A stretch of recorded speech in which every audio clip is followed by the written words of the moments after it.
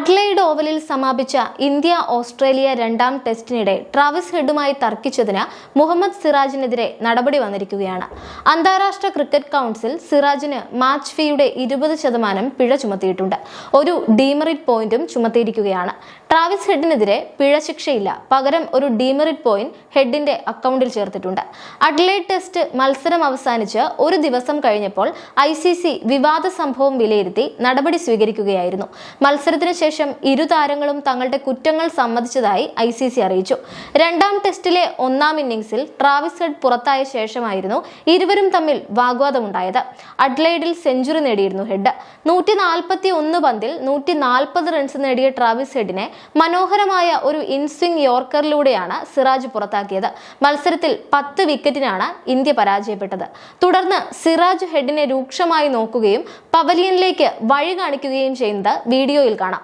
ക്രീസിൽ നിന്ന് മടങ്ങുന്നതിന് മുമ്പ് ഹെഡും സിറാജും തമ്മിൽ വാക്കുതർക്കം നടത്തുന്നുണ്ടെങ്കിലും പറഞ്ഞ കാര്യങ്ങൾ പുറത്തു വന്നിരുന്നില്ല.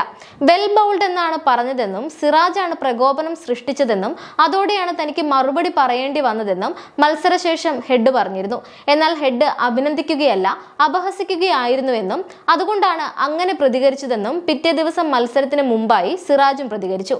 മത്സരശേഷം ഹർഭജൻ സിംഗിനോട് സംസാരിക്കവേ ഹെഡ് പറഞ്ഞതെല്ലാം നുണയാണെന്ന് സിറാജ് വ്യക്തമാക്കുകയായിരുന്നു.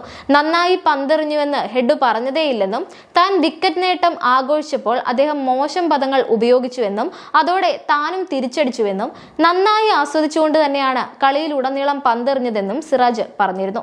ഹെഡ് നന്നായി ബാറ്റ് ചെയ്തുവെന്നും എതിർ താരങ്ങളെ ബഹുമാനിക്കുന്നതാണ് ശീലമെന്നും ആരെയും ബോധപൂർവം അധിക്ഷേപിക്കാറില്ല എന്നും എങ്ങനെ മത്സരത്തിൽ ആധിപത്യം സ്ഥാപിക്കണമെന്ന് തങ്ങൾക്കറിയാമെന്നും സിറാജ് കൂട്ടിച്ചേർത്തിരുന്നു.